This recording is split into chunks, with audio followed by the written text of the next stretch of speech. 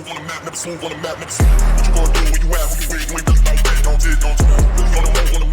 got a lot to talk about. You are the director of OCRA. Yes. So Fred Glynn, the director of OCRA, you've been in this role now for a few months.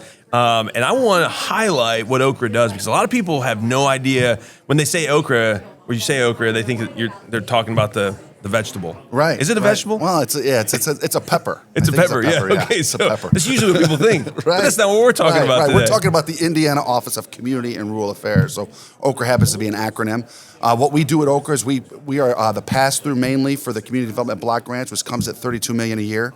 So what you have across the state are communities that are less than 50,000 in population. Okay. Usually lower income communities. They have to be over 51% low to moderate income, and it's a huge chunk of the state. There's not that very. So the federal government gives us grant money Right. to help bolster Right. these small towns, Right. and lay the foundation for them to actually thrive. Right, and most 40% of what we'll do with the 32 with what the allotment we have from the federal government is water projects.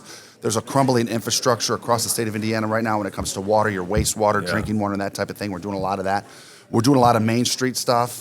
So that's kind of your retail, I would call it, the big part we do. And then we also have more consulting role through our strategic initiatives, which are our Main Street programs and our Stellar Pathway programs, which those are really what makes a long-term difference in the community. Those programs are transformative, especially if you look at places like Delphi, Kendallville, Crawfordsville. They're transformative programs. We've made a huge difference with those.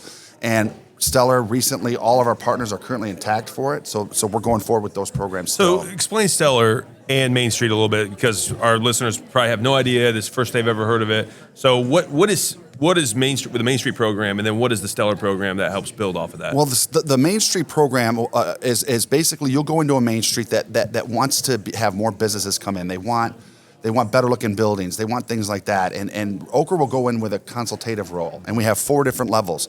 Our first one is your ODAN, which is our OCRA Downtown Affiliate Network. They have to form an entity, a separate entity, and have people in that role, and then they recruit volunteers. So what we do is we go to them, help them form that entity, and then tell them what they have to do to make that successful. Yeah. And then we hold basically those metrics to them. So if they got to accomplish those things that we tell them to accomplish. Yeah. And then they have to, these communities attend our training every year. And after so long, if they've accomplished the metrics that we put out, they can go to the next level. And there's 4 different levels for OCRA, and then they can become a national Main Street. And if you look at downtown in Madison, Indiana, that's an OCRA Main Street community. They're now a national Main Street, and last year they won the America's Best Main Street Award, basically. Yeah. So that's our Main Street. Our Stellar brings together 7 different agencies, and I'm trying to add new partners right now. So you got NDOT involved with that, Department of Natural Resources involved with that, Department of Health. We got the Arts Commission is coming on board with that. Good. So we'll go into that community. Instead of all these communities going in separately, OCRA coordinates with all of them. It's like a regional development. Right, regional development. OCRA brings in all these partners, and then we'll go to a communities. Yeah. Well, the last administration pushed that to be regional. We're making it back community focused. Yeah. So now it's just going to be communities, but we can make a maximum impact in these communities by bringing all these agencies together and working together for the betterment of the communities that need it. So we're here at SoConCon. So the Family Policy Alliance puts this on, and Amanda Banks has been a big champion of this. And so we have conservatives from all over the country that have descended upon Indianapolis. So that's where we're filming from.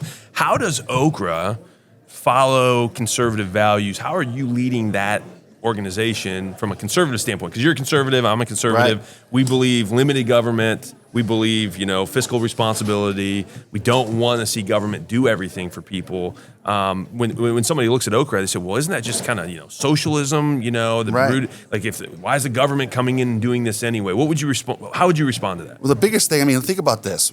When I first got in there, one of the grant bonus points were you had to have a regional focus. We removed that. We made it a resiliency focus. So not only do you have to get the resiliency, put 25 bonus points towards getting enough points to get the grant, not only do you have to have resiliency, but you have to tell us what you're doing to accomplish to overcome that.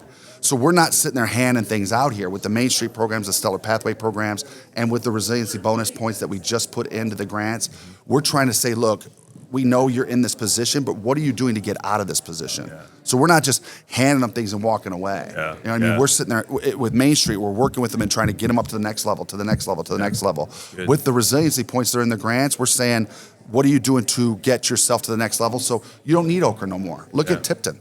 Tipton's now below the threshold. They can't even get grants with us anymore, but they're still one of our main streets. But think about all the steps that they took with OCRA to get where they're at. Think about where Madison, Indiana is. Madison's a great testimony. Great testimony. Yeah. All the stuff that we did with them. So Madison went with OCRA. They started with the HUD grants. Then they had the Main Street program. Right. And now they won Main Street of the year nationally last year. Right. And so it's the principle, I guess, the conservative principle is, when you give a man a fish, you feed him for a day, but when you teach a man how to fish, you feed him for a lifetime. And so what we're doing is we're teaching people how to fish. Right. And there's a street in Madison, the most recent one, where they had no businesses. They couldn't get in on that street.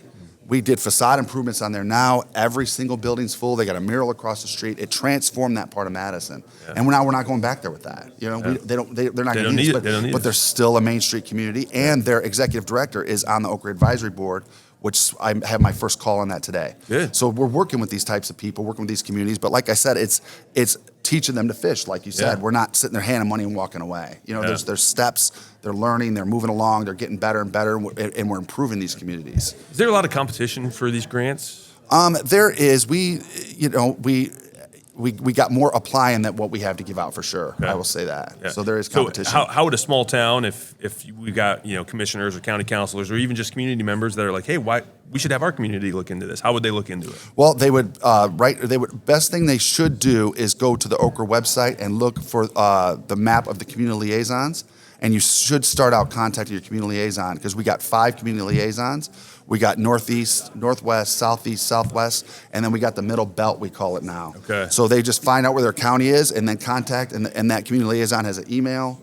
Every single person at OCRA is very accessible. So if they don't hear back from their community liaison, they can reach out to me or reach out to our COO. Yeah. And we'll get right with them and explain all the process to them. Yeah, that's great. Yeah. We've seen some turnover. We've seen some changeover in the OCRA, the leadership, and over the last couple of years. You've come in and really just sort of made a great, I think, improvement on just the culture, the vision, the direction that OCRA's going. And how's that been? I mean, just, again, coming in fresh, new administration, have you found that working in the government throngs of bureaucracy is a fun, exciting thing? Well, the most exciting... To me, I feel like this is like, why would anyone want to do this, right? Well, but here you are. Right. Well, I spent, as you know, 8 years in the county council. Yeah. Most of my focus was in local and county government. Yeah. As I look at your leadership and how OCRA's just serving local communities, you guys are doing a great job. I mean, your liaisons are knocking it out of the park. I've heard from local officials who very rarely heard from OCRA or OCRA community liaisons. They're now starting to hear from those liaisons, and they're seeing you all over you're crisscrossing the state, you're bouncing around all over the place. And I think that's got to be, state government's mantra is, hey, get out to the local communities. How can we serve local communities? Because really state government should be that just that platform for local governments and local communities to launch off of. Right. And we're a community-facing agency, so we're out there. Like yesterday, I was in Aurora, way down in Dearborn County. Yeah. They didn't know how to apply for a certain thing. They had a flood that floods their whole downtown. Very nice area, right in the Ohio River. Yep. I was able to talk to them, get them plugged into their leads. We're out there in the community talking to these people. That's the type of agency we are. Yeah. I mean, not all agencies are going to do that. Some of them are just going to be in their offices downtown. We're not. We're out there in the field. Yeah, I love it. We're going to keep doing it. My goal is at least 100 communities by the end of the summer. I'm probably well over 50, 60 by now. Yeah. And then by that, and we want to circle back again just so we really have a good picture of the state. You're learning things. Down in New Harmony, I was down there. There's a bridge to Illinois that's out. It's gone. You know what I mean? Yeah. Talking to communities across the state, one thing I'm seeing, and I'm a free market guy, but you're seeing a lot of commercial buildings that are abandoned and the owners won't do nothing with them. That's holding down Main Street. Indiana Landmarks talks about that a lot. That's something that has to be confronted. Crumbling infrastructure, but there's also water infrastructure, mainly when I say crumbling infrastructure. There's a lot of different communities that are having issues with water. And then the federal government, since the Flynn disaster, made them so they have to update certain lines from lead, and that's an issue out there. Mm-hmm. But you're learning that as we get out in the communities and talk to these communities, what kind of issues they're facing. But every single one of these communities has someone there that's devoted to that community and loves that community and is serving that community. That's great. Every one of them. I think I just saw that President Trump just issued a statement that he's sending a bunch of federal relief to Indiana for the floods, and And so it's great to see the federal government coming in, helping in those times of disaster relief. Right. The state does the same thing. You're going around asking communities, what do you need? How can we help?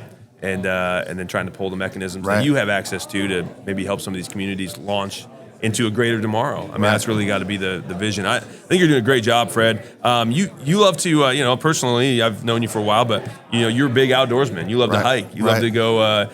Tell us about like Indiana from that perspective. I mean, because could OCRA be used to benefit some trail infrastructure? How would that work? It would have to be through Stellar because DNR does the trails. Okay. So if they're, I was just down in Aurora, they're trying to do trails. Yep. If they applied and became a Stellar pathway community, then we could help them with trails because we could bring DNR and coordinate that. Okay. But OCRA's not we don't have funding for trails. So if you're listening to this and you've got a heart to build an outdoor space, have trails, have this, great, fun place to live, the Stellar would be the way to go. Right. Because then we would coordinate with different agencies. There's multiple things. But they still reach out to OCRA and say, "Hey, we're interested in the Stellar program. Right. Help us get the application and all that." Right. And we're going to open that up. We're opening those applications back up in September. Okay. That's a 17-month process, though. Okay. So right now, Dearborn and Wabash are our current Stellar communities that we're working with. Yeah. By the time the next round comes around, we should be pretty much wrapping a lot of that up. Yeah. But it's a long process, and we get a lot of communities applying, but we only pick one or two of them over the 2-year period. Gotcha. So, now, does Stellar have to be under the threshold over the threshold of 51%? Moderate to low income. If they're not over the 51% low to moderate income, they're not going to be able to get any of the community development block grants that OCRA offers. Okay. So that's going to be an issue, and there's going to be other grants with other agencies. So we're talking. You're really out there serving some of the poorer, more impoverished counties of Indiana. This would not necessarily be a Hamilton County thing, but could a Hamilton County? I mean, I'm just curious, or a county that obviously is not above that threshold. Is there a mechanism for them to even work with OCRA or not really? Well, they could do the Main Street program. So Zionsville's a Main Street community. Okay. Very wealthy. They're one of our main streets. Okay. So there's that. So that's over in Boone County. But you look at Sheridan within Hamilton County, they're an OCRA community in the community development block grant and the Main Street, and they just leveled up. So just because your county is necessarily not above the 51% threshold, there might be a town in that county that is, and you can then serve them. Right, and then Sheridan, what's interesting about Sheridan, they had the option to go and work with Hamilton County. They chose to stay with OCRA and everything that we offer because they like working with our Main Street, they like working with all our consulting. Like Sheridan, man, is primed to be a really cool little downtown. I mean, they could follow Madison in their footsteps, and I mean, they're just. I think their location is just a great location. Right, you look at that location for them. I mean, they need to benefit. You look at Pendleton is just got outside our threshold. So Pendleton, Main Street, OCRA community, plus they were community development block grants. Now they've grown, but they've grown with higher income people. So they're no longer 51%, but they still got the Main Street. You look at Greenfield, they're growing. Fortville's growing. Marion County or Hamilton County, it's all growing that way. Tipton. So I mean, you're right. If people start moving to Sheridan, but a lot of the growth is kind of going into Pendleton. It's going into Hancock County. In those places. So you're in the business of growth. Last question I'll ask you before I let you go: how do we grow but maintain Hoosier values? Because that's the thing that drives me up a wall. It seems like sometimes we have community leaders, mayors, council members that will just sell their soul to the highest bidder. They bring in companies that don't align with our values. They bring in people moving from places like Chicago, California, New York that don't align with Hoosier values. What's the secret to say, okay, we want to grow, because if you're not growing, you're dying, I believe, but how do we grow with wisdom? Well, here's the thing I look at when I'm looking at communities, and this is stuff I've ran in, as you know. You can't tear down your history. You can't forget who you are. So when that comes to it from an OCRA perspective, when I'm out talking to communities, you got a Main Street. You got in Connorsville, the person who wrote The Sound of Music is from there. They got a mural. What? Yeah. Really? Yeah, he wrote The Sound of Music. He's from Connorsville, and they got this mural of him up there. Like the one they doe a deer, a female deer, Ray, a drop of golden sun. Yeah, maybe that one. Me, a name I call myself. I won't be doing what you're doing right now. But Carmel, to me, what they did was they tore down all their history, and they started they did the mixed use development. Fishers did a lot of the same thing. They tore down every bit of their history. What's to say that in 20 years, somebody with totally different values can't come and tear down what you did? Yeah, right. But Noblesville, they were forced to maintain the buildings and structure with historical landmarks, stuff like that. Yeah. So there's something for the community to grab onto, something the community to be proud of, some history there. Yeah. So as far as development goes, if you cling to your history and remember who you are, then the community going forward will always have those buildings, always have that person that's from there, that type of thing. And those communities, I believe, will thrive long term, and have much more loyal residents. Because when you have that history to cling on to in a community, you understand what it's about, you're there, you have a lot more community pride. Yeah. Otherwise, think about it. If something happens with that community that you don't like too much, let's pack up and move elsewhere. Yeah. And then all of a sudden, Carmel is gone, and they're up in the next Carmel, which might be Fortville, right? Yeah. So we have to remember our history. We have to remember who they are. And as far as what OCRA does, that development, preserve your history, remember who you are. I love that. Yeah. And I think that's a core of a conservative worldview, is to know your history, know where your ancestors have come from, know the blessings that they doled out, but also the mistakes that they possibly made, so that you don't have a better, repeat them. Yeah, you don't repeat them. Right. And you have if you don't know where you came from, you're never going to know where you're going. And you know what they did right too. That's so right. Cling to that as well. I love that, Fred. Well, hey man, keep it up. If people want to find out more about OCRA, contact you. Where do they go? That's just the OCRA website, okra.in.gov is one to go. But I mean, OCRA. OCRA, or just type in Indiana OCRA, and the website will come right up, Okay. and you'll get it. Awesome. So, Fred, keep up the good work, man. Thanks for coming on the podcast. Thanks for having me on. Appreciate it. Yep.